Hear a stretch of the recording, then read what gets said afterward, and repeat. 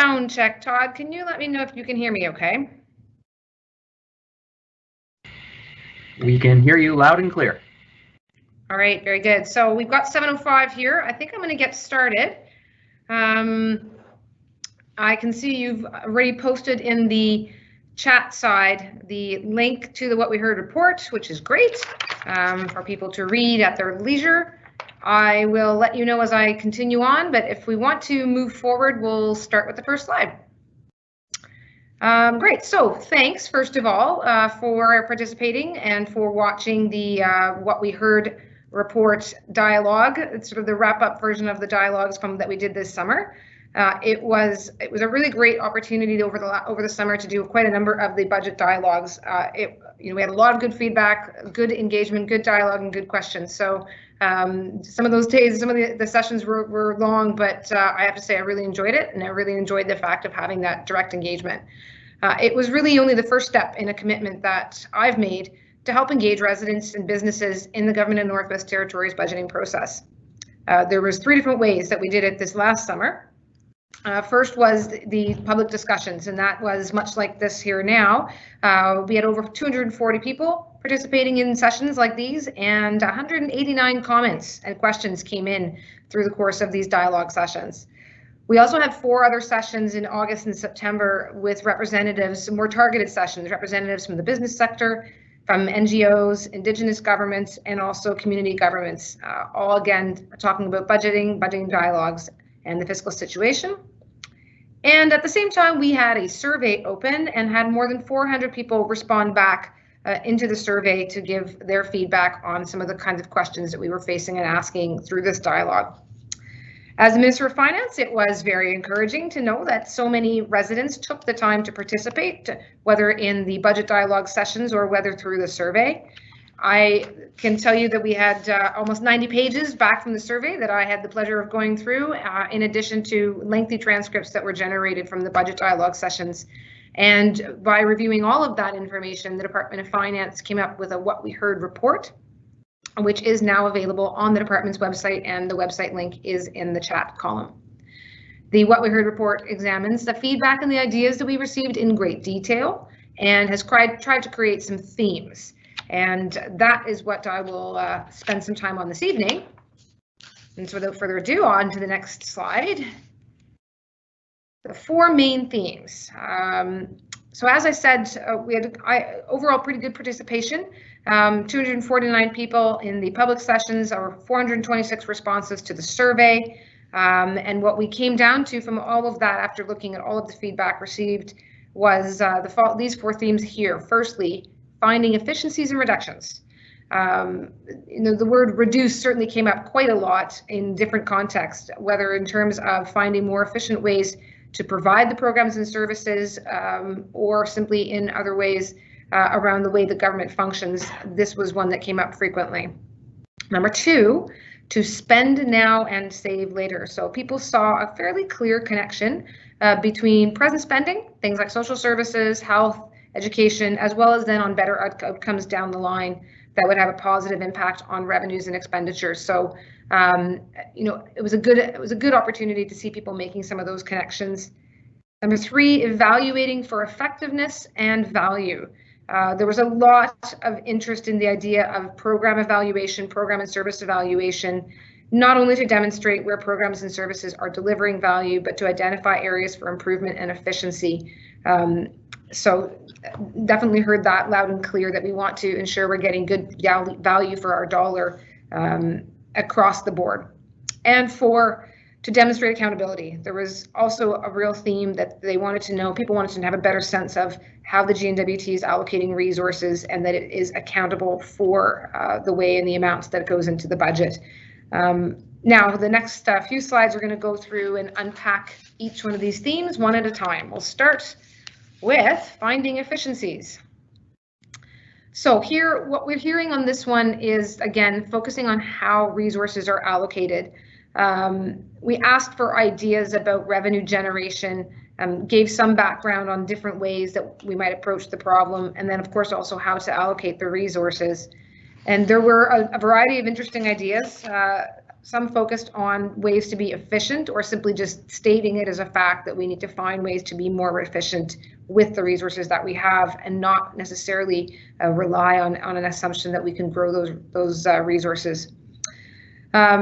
Close to, and here's a not particularly flattering fact, close to 60% of all survey respondents said that they disagreed with these two statements, that the GNWT manages its budget effectively and that the GNWT budget focuses on the right thing. So certainly that's not something you want to hear, but this is the benefit of the budget dialogues, is that it is being heard, and we can now take steps to rectify that so that we're not hearing that again and again into the future. Later on in the survey, we had asked respondents to identify program and service areas where the GNWT should either spend more, spend less, or spend the same. Social services and early childhood education and schools were identified as areas to spend more. Spend the same amount was the top choice in 10 of the 14 different program areas. So that suggests that residents aren't necessarily dissatisfied with where the resources are being allocated. If 10 of 14 are being told to leave it in the same place, but what we want to make sure is that as we're doing this in the most efficient ways possible, because again, in those very same responses, you're often then reading about the need for efficiency. This was reflected in those comments, both online and as well on the survey. And while respondents rated health programs and health services as in fact the most important area in the list of the 14, it was also among the most common programs and services identified as a place where the GNWT can find savings. So that's an interesting situation that you're facing with health and social services, identifying that it's an important area where people want to see resources directed, but also recognizing that there must be more efficient ways of doing that. For example, a lot of people point out the high costs of medical travel and looking for alternatives such as online provision of healthcare services. All right, next slide. The next of our themes, spending now to save later. So investing to improve future outcomes. The question here that we're drawing on is where the respondents were asked how respondents wanted to allocate a GNWT budget, whether more on programs and services at the expense of infrastructure, more on infrastructure at the expense of programs and services, or a balance, keeping the balance that's being struck right now between the two. And interestingly, the responses themselves were actually quite evenly distributed. We had 36.1% who were in favor of more spending and towards programs and services, 25.8% in favor of more spending for infrastructure. So relatively close, slight favoring of programs and services. But when we dug deeper here, the comments is where you show a real preference for spending in a way that would deliver more value for Northwest Territories residents. Participants seem to recognize that investing in social programs and services now can lead to savings down the line. You have healthier people, better educated people who can participate in the labor economy, etc. They recognize that, that this impacts on future generations and give them those opportunities into the future. But as well, it's not only the programs and services in the social services sector that received that kind of response. Even of that group that was saying to increase our spending in infrastructure, they too were saying that increasing or maintaining our infrastructure, proper care and maintenance of the infrastructure will help us to keep it longer over a longer period of time. So that theme of spending now to save later also comes up even with vis-a-vis the infrastructure. And similarly, hearing comments around making sure that when we're developing new infrastructure projects and delivering on them, that sometimes ensuring better quality will again help preserve the infrastructure for a longer period of time. This is a validation for me, though, of one thing here that we are already doing, and that is the shift to long-term budget planning. All of our departments have shifted now to a 4-year business plan, and in our most recent round of business planning, that indeed is the direction that we are going with a 4-year business plan, and the hope there being that it helps lend itself towards better long-term planning, better spending now to save later, and a better efficiency on the delivery of programs and services if we are engaged in that planning process. So this was year 1 of that, and hopefully it will start to create a mindset that is more long-term in terms of its thinking and its planning. Next one, please.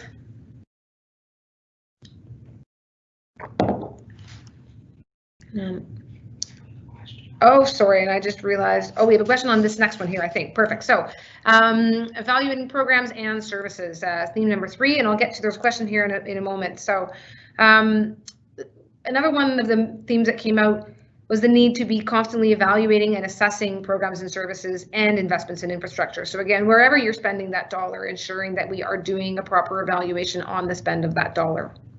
Evaluation isn't something we had actually asked about specifically, but it still is an idea that really rose to the top unprompted, which really lends support to how important it is and how much it was in people's top of mind even without being asked directly about it. I certainly agree. Evaluation is important. It helps us make sure that the things that we are doing are being done efficiently, helps us ensure that we are actually accomplishing the objectives that we have, and that in fact, whatever we're spending our money on is in fact returning value to residents of the Northwest Territories for their dollars. I have spoken about government renewal, and robust evaluation processes is going to be an important part of that government renewal. And this is, of course, government renewal being a shift towards priority-based budgeting. In last year's budget address, I had talked about the need to ensure that the Northwest Territories gets good value for its dollar. And so the Department of Finance is going to be developing a more consistent approach to evaluate programs, conduct priority-driven budget reviews, and that is really our method of how we're going to ensure we can get that top social, cultural, economic, health, etc. Returns on our investments. So it's not a one-size-fits-all approach. It's going to be something that has to be across all departments, and hopefully provides not only evaluation programs and services, but will really help provide a better value going forward, which is something that certainly came up again and again in the course of the budget dialogues. Okay. Oh, and I'm sorry, I almost forgot to answer the question. It's a good thing people are waving at me on the sidelines. I'm very curious about theme 3, evaluate for effectiveness and value. I understand from one of your statements in the Assembly last week that the GNWT will be modifying budget processes moving forward to rely on value-driven budgeting principles. When can we expect to see the framework for how government renewal will approach value-driven budgets, and will the public be able to provide feedback on the framework? Okay. The framework is in development right now. I expect that it will be ready to roll out in the new year. And I mean, there's a few there's sort of procedural steps that need to happen internally. I mean, we have to, well, first of all, get the draft ready, bring it to cabinet, bring it through our internal processes, make sure that we engage all the MLAs, and before having it go out to public. So there's still a bit of a process to get there. I mean, I'm of the view that anything that is being rolled out as often has a bit of a living nature to it. So if as we move forward with that process, if people are seeing that there's something that's been missed or something that needs to be tweaked, the budget process, as I've said in budget dialogues, and as I said in budgeting 101, is an ongoing, year over year process, and we're always in one stage or another of the budgeting process. So just as that continues to be responsive, I think that any change that we make to the budgeting process, including a value-driven process, is going to also have to continue to be responsive over time. Okay, on to the next slide. Yes, and to demonstrate accountability. So here we had heard about sticking to the budgets, keep us informed, keeping to the allotted budget being a big part of online dialogue, but it also came up in a lot of the survey responses. Hearing that we need to do a better job too of keeping people informed. In the survey, 53% of respondents disagreed that the GNWT provides enough information about the budget. 40.5% disagreed with the budget is easy for me to understand. So again, not a glowing recommendation of what's been happening in the past, but it's our hope certainly that by doing things differently, doing these budget dialogues, doing a lot more information online, trying to get information out there, that we will see some change in those numbers over time. Because making this understandable, comprehensible, certainly has been a priority for me since I've been appointed as Minister of Finance, and I want to continue to make it a priority. Government budgeting doesn't have to be inaccessible. It should be accessible to the people it's serving. So I think you can certainly expect more of these kinds of sessions. I'm happy to do them. And ongoing communication coming from the Department of Finance about budgets, about the budgeting cycle, about what we're doing, how we're doing it. I think that's a big part of transparency of government, understanding what we do, but also then accountability, because it really gives a chance to get the ideas in from people and to then be accountable for explaining what we've acted on and why. Right. The next slide, please. There we go. Okay, supporting the economy. I mean, this, I have to say, this was, a fascinating read of the survey, because a lot of people gave very different answers, and the answers that people were giving, you could tell, were extremely heartfelt. I mean, someone who speaks strongly about the importance, the length, and the history, for example, of the mining sector, the first one on the list. The comments that I had heard were, and certainly the ones, particularly in the survey, where people took the time to type out some thoughts. It was really stories coming from the heart of this being a long history, this being in people's family, and just the possibilities in the future. And then you would get somebody else who has a very, very different view and says, stop focusing on mining and go and spend all your time and really focus on the tourism sector. This is the growth area. We have so much to offer, ecotourism. And then another person will have focused all their time and attention on energy. And each one of them is speaking with such passion that it was really fascinating to read, and I think really exciting to read that we have people who are so dedicated to all of these different areas. And of course, it's the job of government to try and to take all of those opportunities and all of that possibility forward. So these are the top areas that came out from the question of where we should be focusing support for the economy. The areas here that represent those top 5 responses from the survey. And again, it's a diversified vision, which is extremely positive. As Minister of Finance, it certainly allows me to make a commitment that I can continue working with all colleagues across Cabinet, across the Legislative Assembly, to diversify the economy, which is, broadly was something that we heard come up of, what are you going to do? I think, in fact, that pointed question was asked more than once. What are you going to do to help ensure the diversification of the economy? And even in the mining sector, you would hear, what are you going to do to diversify reliance in the mining sector so that it's not just diamonds, so that it's a sector that continues to grow. So the fact that people have the energy, the interest, and the expertise in so many different areas, I think, is a good starting point, people being the foundation of a lot of what happens in the economy. And so, yeah, the fact that there is this wealth and this variety, I think, is really quite exciting. And it's now on to ensuring that each region has an opportunity to see itself reflected. So next steps with all of that. In terms of next steps, the capital estimates for 21-22 were literally just passed today.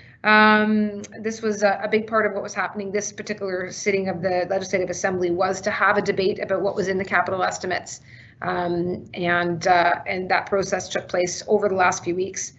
The next step, with the capital estimates now passed for 21-22, the next step is to put forward and engage in the same kind of debate around what are the main estimates. So again, that's the operating budget at our next sitting, which will be in February. And so that'll be in February of 21-22, providing the main estimates or the operating budget to start April 1st of 2021 through till 2022. And that process is fed into by the business planning process that all departments just went through over the summer into the fall. The business plans are developed and reviewed and considered.